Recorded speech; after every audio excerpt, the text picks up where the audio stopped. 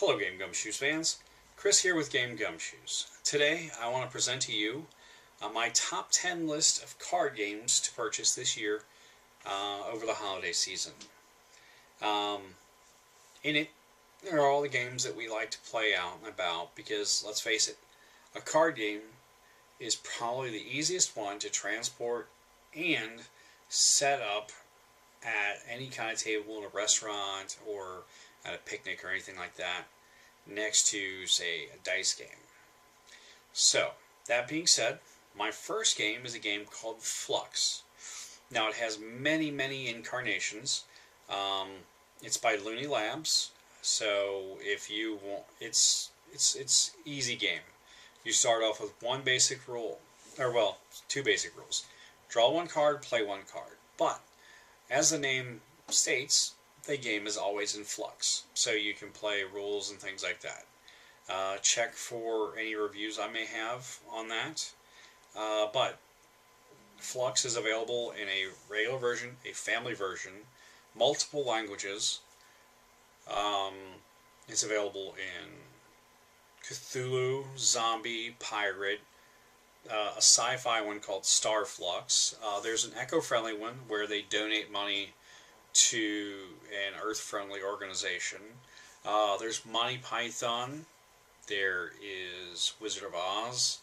And there's even a Stoner Flux, but technically Stoner Flux is by Fully Baked Games, not Looney Labs.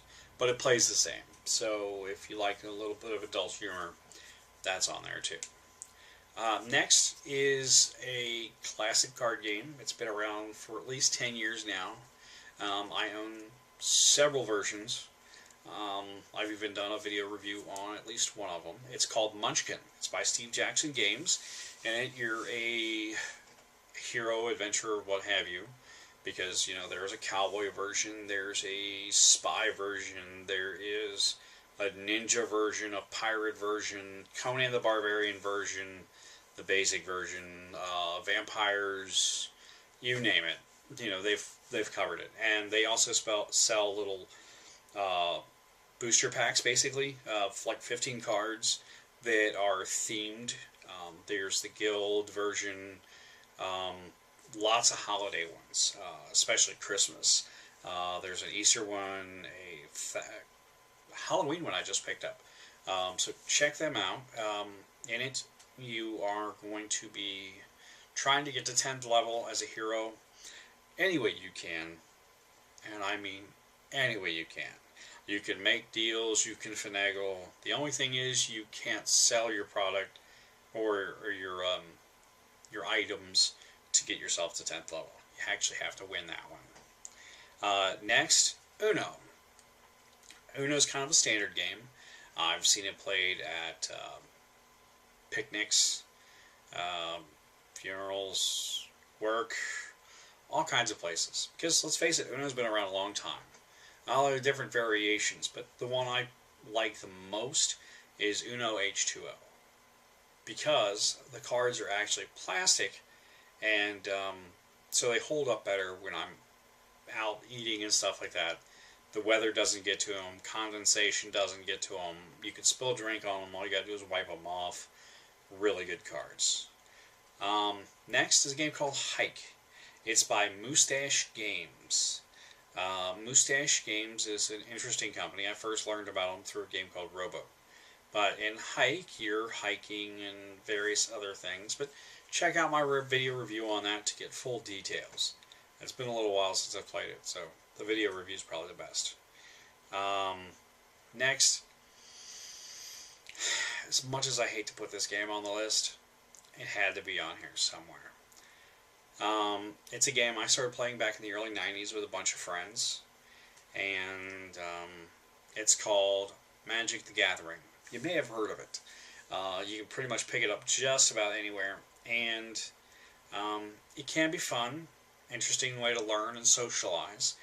Most places do a Friday Night Magic where you can go and flex your magic muscles. Check it out. I will say that it does get costly after a while, depending on what level of play you have. I mean, me and my friends, we sat around and played, you know, whatever was legal when we first started playing. We didn't worry about having to keep up with, you know, a new set released every couple of months. And that's my only real complaint with them, is they release so many new sets, and then, you know, if you play in the tournaments, your cards are no good after, you know, the third set comes out. You're like, well, okay, what do I do with all these old cards that I can't play with? But they have different types of tournaments, so, you know, definitely check into it. Next card game is a game called Gloom. It's by Atlas Games. I learned about it because of International Tabletop Game Day. And with it, it is very grim. If you like the artwork of Edward Gorey, this is very reminiscent. You are a family of 4 to 5 people, and the whole object of the game is to make your family really depressed and then kill them off, before everyone else has a chance to either kill off their family or make your family happy and kill them. So it's a storytelling game, so when you're playing the game, make sure you read the cards and tell the story of how they got so depressed and met their demise. Next, very fun game. We have loads of fun at gamer birthday parties and things like that with this. It's called Evil Baby Orphanage. I know it sounds sick and twisted and evil, but hey, it's loads of fun. In it, you're a time nanny, and you're trying to rehabilitate all these evil little people throughout history. So you will see little cards with baby versions of Hitler, Mussolini, Attila the Hun, Rutherford B. Hayes, and other people throughout history who have left their not-so-good mark on time. But it can be loads of fun, and I do recommend that the more people you have playing this game, the better the game is going to be. At the last gamer party we did, we probably had somewhere between 8 and 10 players, and because of the way the babies change hands and things like that in the game, it took us a while, but it was fun because everyone was working with each other to manipulate the chime stream to try to make sure that no one won, and it went on for a lot longer than I thought a game like that could go. But Evil Baby Orphanage, weird games, well, technically weird miniatures. Next, this is a game that I don't particularly love, but because it is so ingrained in society and so many people enjoy it, I had to list it. It's a game called Apples to Apples. It's currently released by Mattel. In it, just as the name states, you're comparing apples to apples. So you've got one person judging the choice, and the other people are trying to match up something in their hand with whatever the choice was. The choice is, you know, a card that's pulled. And I guess this game could be fun, and I can understand where people are enjoying it, but for me personally, I think it's too easy to manipulate the outcome of the game. Basically, because you may have an insight with the person judging, even though your answer may not make any sense, you know, if the judge understands it, then of course you're going to win over everybody else, even though everybody else may think that there was a different answer that was better. So, that's that. Next is a game from a company that I've loved their games. I've played a lot of them, reviewed a lot of them. You'll be seeing a review for it before too long. It's called Cheap Shot. It's by Gut-Busting Games. They're the makers of Trailer Park Wars, Oh No You Don't, and Redneck Life. All of which, no, I haven't done a review on Trailer Park Wars, but I have done the other ones. In it, Cheap Shot is a card game. Insult Rummy. Basically, if you've played Rummy, 500, that kind of thing, you can play this game. You have 3 different types of cards, and you're trying to come up with the best insult. I will let you know that green cards, which are the people that you're directing your insult to, and the and cards are a premium in this game, so be careful how you play.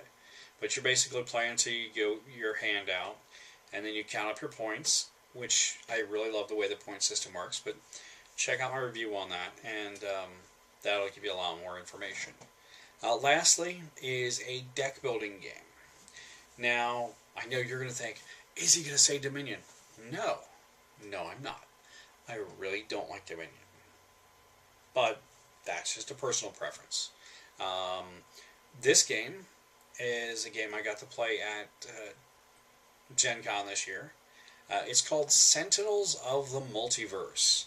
It's by Greater Than Games. It is a generic superhero deck building game where all the players are playing against a major villain. It's one of 3 games that I've seen recently that are like this, but this one is, like I said, nice and generic.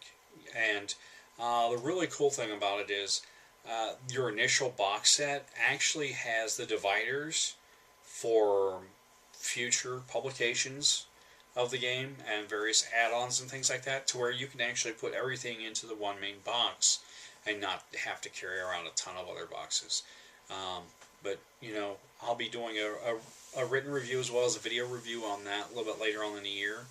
But if you like a very well-coordinated game with multiple players playing against an individual bad guy that they're trying to defeat, as well as having other little things thrown in the mix, Sentinels of the Multiverse is definitely a good one to check out. So, quick rundown of my top 10 card games. They are Flux by Looney Labs, Munchkin by Steve Jackson Games, Uno by Mattel, Hike by Moosetache Games, Magic the Gathering by Wizards of the Coast, Gloom by Atlas Games, Evil Baby Orphanage by Weird Miniatures, Apples to Apples by Mattel, Cheap Shot by Gut Busting Games, and Sentinels of the Multiverse by Greater Than Games. Thank you for joining me, and I'll see you on the next video.